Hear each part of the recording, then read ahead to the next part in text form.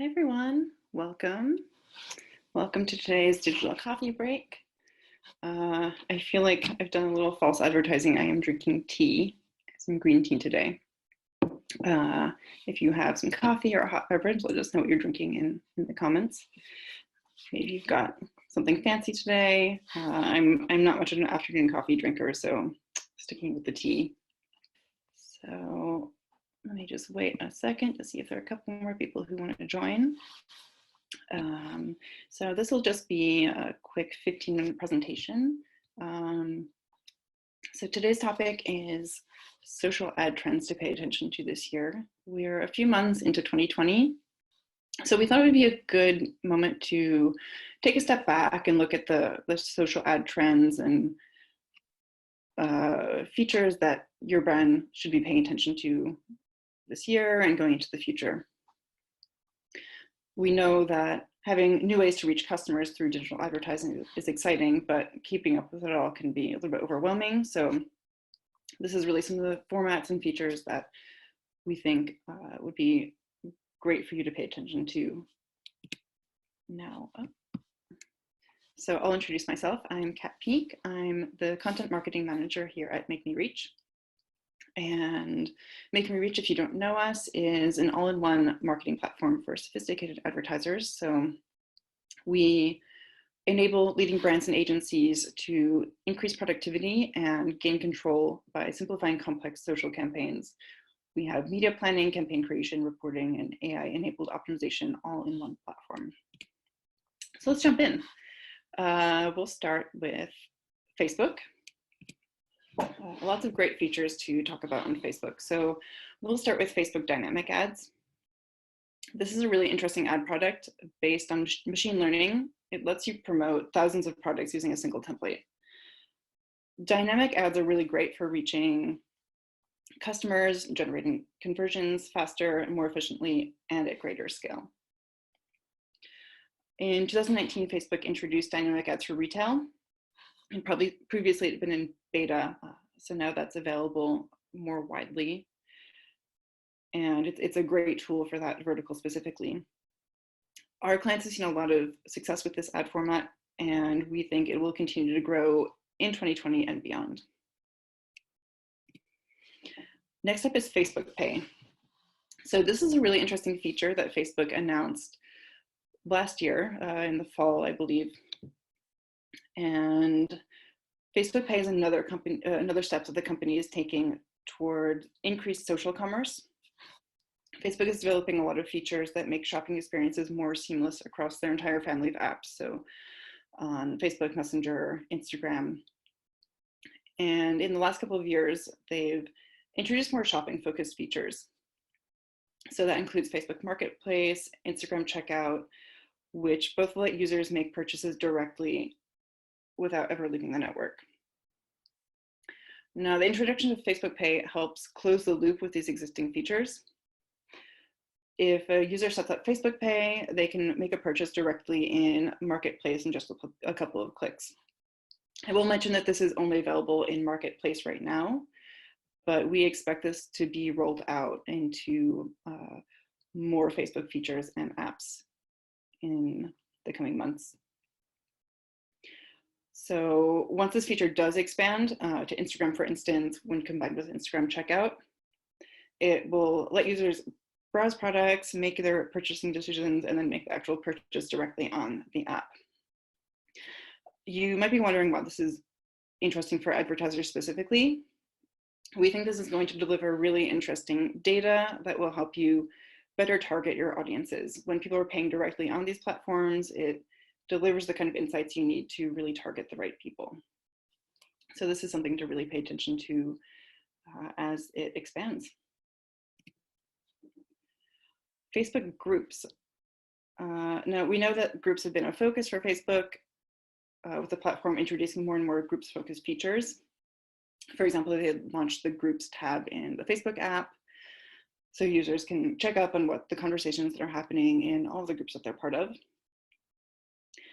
And at F8 last year in 2019, Mark Zuckerberg stated that groups are the heart of the Facebook experience. Just to give you some figures, there are more than 10 million groups on Facebook, and they're used by 1.4 billion people. So really a lot of users are taking advantage of these features. Why does this matter for advertisers? First, communities of users with shared interests can offer a really good opportunity for building an audience. And second, Facebook has actually been experimenting with testing ads in the groups tab. And that can be a really great way for advertisers to reach certain niche communities and certain types of users.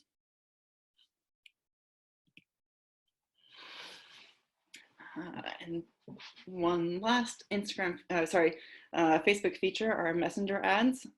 These have been around for a while, but Facebook has been expanding on them recently. So they've recently expanded click to messenger ads to stories, which is really interesting. And being able to do more with messenger ads can help create a more personalized advertising experience and help your brand have more one-to-one conversations with customers, which can be really interesting. On to Instagram. So I mentioned it quickly earlier. Instagram has rolled out their checkout feature. It's not available to everyone just yet, and also not as an ad feature, although we hope it will become an ad feature one day. Checkout is really a game changer for retail and e-commerce businesses. It's, again, still limited to certain brands, but checkout lets users purchase items that they discover on the app directly. So it offers a really seamless shopping experience, which is really what customers want. So when you combine something like checkout with product tags, which are already available on the network, it's really helping position Instagram as an essential social shopping network. Stories ads. This again isn't a new feature, but we think it's a really good ad format to pay attention to. Here at Make Me Reach, we've seen how effective the ad format can be in connecting brands with their audiences. Stories are really unique in their vertical format, and they're pretty ephemeral, and it creates a visual experience that feels really personal to users. At the end of last year, Instagram reported it was experimenting with an increased ad load on stories, so it's safe to say that this format will continue to be important going into 2020 and beyond. Here at Make Me Reach, we love stories, and we wrote a couple of blog posts on best practices for stories creatives. So we'll put that in the chat for you so you can check that out. Those are some kind of practical tips on really making the most out of your stories ads. Onto Twitter. So the thing I'd like to cover in Twitter that you should be paying attention to this year is video ads. So Twitter's reported that video is their fastest growing advertising tool. They saw a 67% year-on-year growth with video, and it's not surprising given how effective video can be on social. Promoted tweets with video save upwards of 50% on cost per engagement, which is huge. And to give advertisers more flexibility with their video ads, Twitter introduced last year a new bidding option for video. So if your brand isn't already using video on Twitter ads, 2020 might be the year you should try it. Snapchat. So on Snapchat, there are a couple things I'd like to cover. First, augmented reality. Snapchat has really been a leader when it's come to AR on social. In late last year, Snapchat reported that their daily active users interact with AR features about 30 times per day, which is huge. And signs point to Snapchat building their AR capabilities. In January of this year, they acquired AI Factory, which is the creator of their Cameos feature. So it shows that they're continuing to invest in AR innovations, and this is something that you'll want to pay attention to as a brand if you're on Snapchat.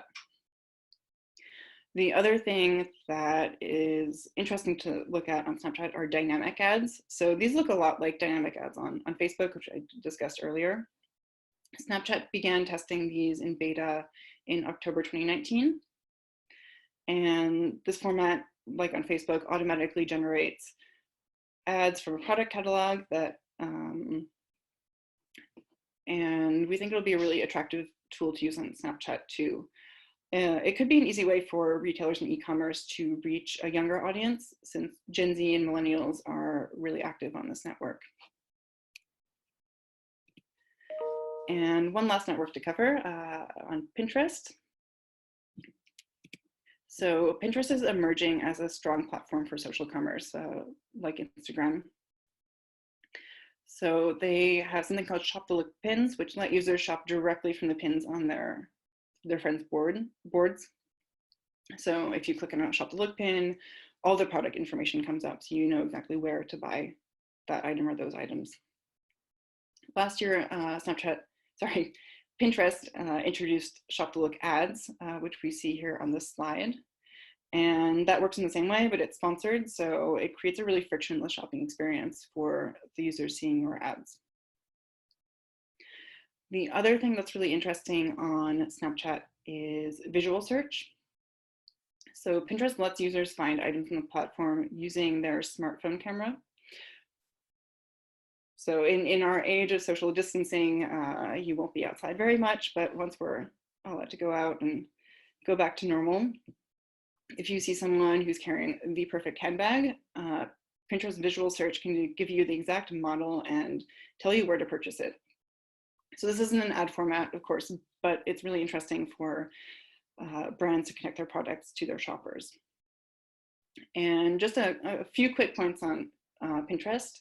We'll put a link for more information on this in the chat, but just last week, Pinterest announced even more tools for retailers, which is really great, especially now when retailers are really looking for more ways to connect with their audiences, given the global confinement that's happening.